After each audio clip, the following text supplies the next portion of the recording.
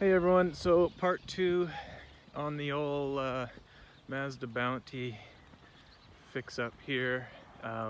2002 Bounty. I was working on the fuel tank there. Man, I tell you, dropping that fuel tank half full of fuel and putting it back up, it beat me down. I was done. That was a Saturday and I didn't feel like diving into this turbo. So then today, beautiful day out, sunny, 20 degrees, figured let's get into this turbo. So, did get into this turbo. I'll walk you through where I've got to so far. This big contraption here is the air intake filter, and so that's easy, comes out. There's one stud here, 1, 2, 3 studs there. Loosen it off of the intake on the turbo here, and out she pops. Pull it all out as one unit, and then we got the pressure line runs in here and into the top there. As you can see, that's it there, and that goes through then the intercooler, and then it comes around and goes into the engine over there. So that's easy peasy. And then we got coolant line down here and coolant line here, and then you just shove a bolt in there to keep it from running coolant everywhere and draining your block.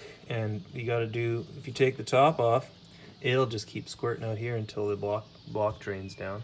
So you want to block that off. And then we got oil lines we got to remove here. There's an oil line there that comes into the engine here, and there's a return line somewhere down there which we got to remove. Then we got 4 bolts on the flange there and 4 bolts on the flange on the back, and of course those are rusted cack stiff.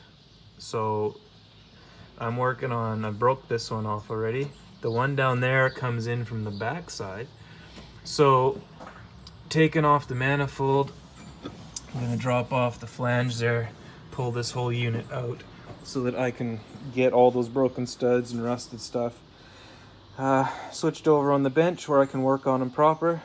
And then there's a few, like this coolant line here, this one down here, they have to be swapped over to the new unit.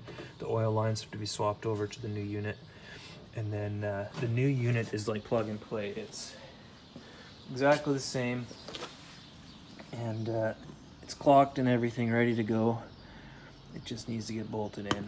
So what I'm gonna do here, I've got two more nuts to take off. These middle ones are a bit of a pain. You're gonna have to go in at an angle, and then that's loose, and then I'm gonna crawl underneath and rattle gun those 3 bolts off for the flange, and then we should be able to get this all up and out of here.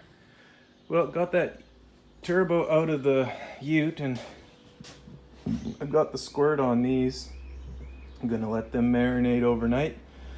I've already busted this one, so I'll have to pull that. Well, that won't matter. I can put a new stud in there because this will come out with the old turbo, which I don't care about. So worst case scenario, I snap them all off and start fresh. These ones I don't want to do that because then I'll have to get them out of the manifold there. But you could see the difficulty I would have had trying to do this in, because there's one back in here, and then that's facing the motor, difficult. So I gotta change this, that, and then on the bottom is the oil return. Change that out. Put these onto the new unit here. I've got gaskets in the box. Lube that up with the pre-lube. Make sure everything is copacetic there, and drop her back in tomorrow. Got all the bits and bobs switched over. So we've got coolant in and out, oil pressure side, and then this one here is oil return. This just goes straight back to the sump. I've got assembly oil that once I've got it in the truck, I'm just gonna back this nut out because it's right on the top, and gonna pour assembly oil into the chamber so that on startup it's got lubrication. So the studs for this guy here, those all came off all right. I did break one, so I'm gonna have to replace one. But these guys, so this manifold here into so there's a hot side of the turbo.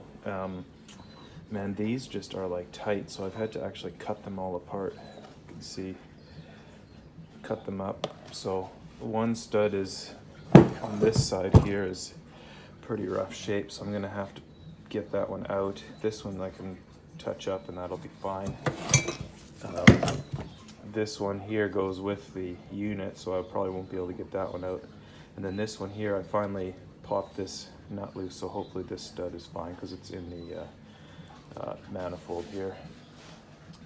One other thing to note is the coolant banjo bolts on that one were fine thread metric, and on this, the new body, they were coarse thread metric, like 14 by 1.5. So I actually ended up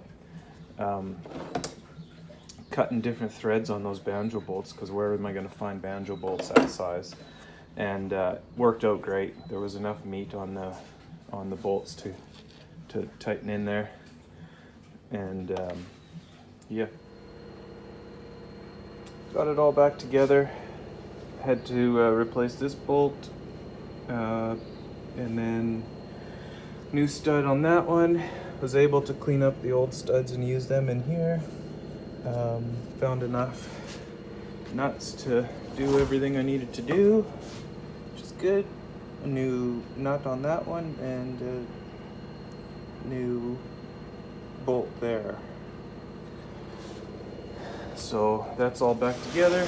Like I said, I'll back this out when I install it, fill that full of oil first, and we're good to go back in the ute. There it is. It's in there. Just got to hook up the thingos. Got to zip on the bolts, or the nuts rather, onto the flange down there. That's easy peasy. 14 millimeter exhaust flange nuts. This one was replaced when the guy did the head previous owner. That's a 13 millimeter. It's convenient. These are 12s. You got to use a extension with a wobbly woo there, like this guy on the rattle gun. So that goes down there and tucks in, and you got to use a shallow socket for that. And so there's a nut right there to come off, and then here, this one, you got to use the small 1/4 inch ratchet with the 14 millimeter on it, and you slide it up under here, and it goes right in here, and then that's how you get that one. And the rest of them, the bottom ones, you can get with the wobbly woo here, the end, and that one. This one here, you want to be careful because I didn't disconnect the battery, and so that gets a little sparky right in there if you're careful. So if you're not careful, so tuck it in under there. This guy's gonna go around like that, boom on there. This guy goes boom right onto there, and that's, I'm gonna loosen that off so I can get that up lined up nice. This guy boom onto there, this guy boom onto there, and then that's all done. And yeah.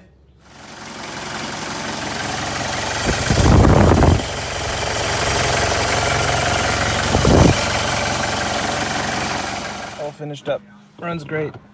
Oh, and by the way, last video, fuel gauge goes to full. So I did fill it up, and I put on 100K since I filled it. So it's starting to come down. It means it's working. So that project's all finished up. Turbo's in, ready to go, no leaks.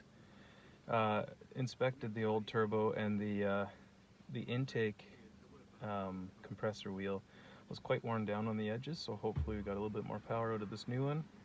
And yeah, it's 300,000 K on a turbo, so who knows how poorly it was maintained before. So hopefully this turbo lasts another 300,000 K, and that'll be long past when I have it. So I'll just fire it up here and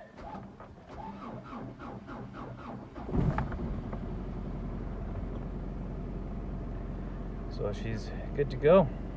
Hey, next time, check us out.